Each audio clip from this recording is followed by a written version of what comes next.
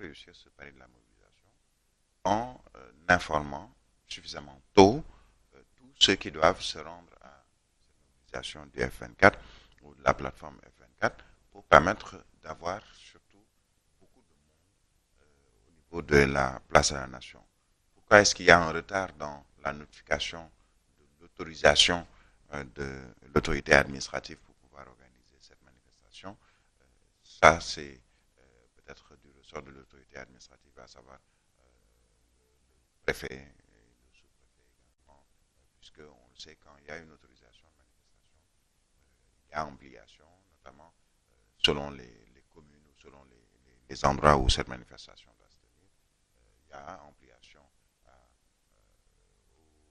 sapeurs-pompiers, à la brigade des sapeurs-pompiers, il y a une ampliation à la gendarmerie, il y a une ampliation à la police ou au commissaire central, selon un peu la localité, pour permettre justement que ces différents services de l'État puissent prendre les mesures nécessaires pour pouvoir accompagner la manifestation, notamment en la sécurisant, en plus de la sécurisation de la manifestation qui incombe aussi aux organisateurs. Pourquoi est-ce qu'il y a un retard? On ne peut pas tout de suite apporter une réponse, mais ce qui est sûr, c'est que le F24 a annoncé une conférence de presse ce matin à 10h.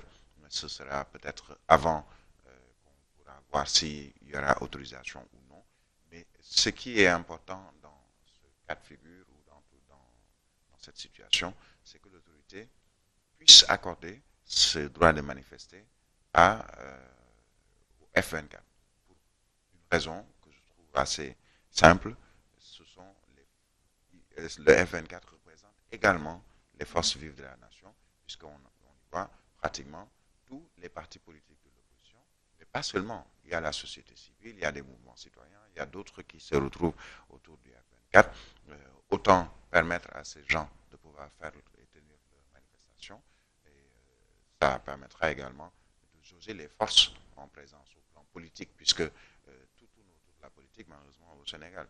S'il y a une forte mobilisation du F24, peut-être que le régime en place, en face, se posera des questions.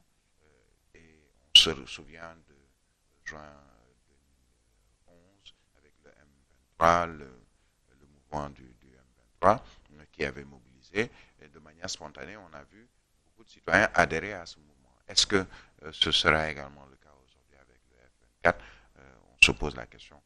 L'essentiel, c'est de ne pas ajouter à la tension, puisqu'il y a une tension latente depuis un certain temps, surtout entre hommes politiques. Il y a également sur le plan social avec ce qui se passe dans les villages de Gore et alentour. Autant permettre cette manifestation, l'encadrer de manière officielle, mais surtout que les gens puissent aller manifester si ils le désirent de manière pacifique, puisque c'est plus ce mot qui va importer aujourd'hui, c'est de pacifier l'espace politique, l'espace public, et d'arriver à leur fin pour ceux qui sont dans le F24. Bien entendu, Tchallaloum, avec donc une information de taille dans le sport du Sénégal, surtout le football. Vous l'avez vu, les Lionceaux, avant-hier on en parlait, Tchallaloum, qui ont réussi à faire l'exploit et à se qualifier en demi-finale de la Coupe du Monde, de la Coupe d'Afrique des Nations des moins de 17 ans. Mais bien entendu, donc, se qualifier en Coupe du Monde, puisqu'ils sont qualifiés en demi-finale. Donc, c'est synonyme de qualification au mondial de la catégorie des moins de 17 ans. Ces Lionceaux donc connaissent désormais leur adversaire. Après donc l'Afrique du Sud en quart de finale, les Lionceaux vont affronter le Burkina Faso. Ce sera donc les Bafana qui feront face aux Lions. On se rappelle, Tchallaloum, en 2021 au niveau donc du Cameroun, avec la Coupe d'Afrique des Nations, en tout cas l'équipe nationale A, le Sénégal avait battu le Burkina Faso, en tout cas sur le score de 3-1. On espère cette fois-ci que en tout cas, l'histoire se répète une bonne fois pour toutes, pour le bonheur du Sénégal en tant que tel. Tchallaloum. Bonne chance à eux.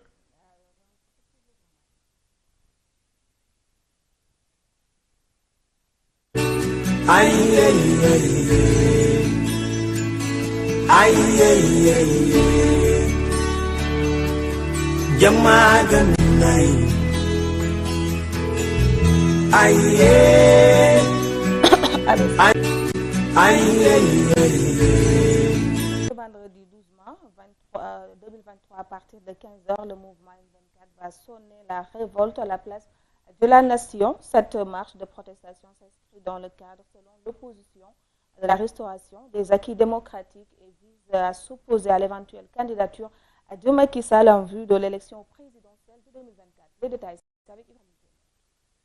Pendant que la plateforme dite de lutte des forces vives de la nation ou F24 se prépare pour la marche de ce vendredi 12 mai 2023 à la place de la nation, tout un peuple retient son souffle. Lancé le dimanche 16 avril 2023 par plus d'une centaine de signataires, c'est-à-dire des partis d'opposition, organisations de la société civile, syndicats ou personnalités indépendantes, cette plateforme s'oppose notamment à une éventuelle candidature du président Macky Sall pour un troisième mandat en vue de l'élection présidentielle prévue en février 2024. Ce mouvement serait-il le reflet du mouvement M23 qui avait lutté contre la troisième candidature d'Abdoulaye Wade en 2012? De toutes les façons, les ambitions du F24 sont multiples. La restauration des droits des potentiels candidats privés de leurs droits civiques, pousser le président sortant à se retirer de la course pour le fauteuil présidentiel, la libération immédiate et sans condition des otages politiques, l'instrumentalisation de la justice et probablement le soutien à Ousmane Sonko, leader du PASTEF, qui est dans de beaux draps. Mais pourquoi l'opposition a-t-il mis l'accent sur la carte de Macky Sall et non choix du peuple sénégalais? Cependant, cette marche montrera une autre facette de l'opposition qui semble aller en queue de poisson dans cette guerre. Ce vendredi est considéré comme jour de tous les dangers et des convoitises, si et seulement si la marche est autorisée. De la démocratie au Sénégal, liberté de la presse menacée, troisième candidature du chef de l'État Macky Sall, obstacle à l'éligibilité électorale telle que la loi sur le parrainage. Voilà les points noirs soulevés dans le rapport de la 75e session ordinaire de la Commission africaine des droits de l'homme et des peuples. Ce rapport, constitué au total de 48 pages, met également en lumière les manœuvres politiques critiquées du régime actuel ainsi que l'impact des ressources naturelles sur le pouvoir politique. Ramata Sarr.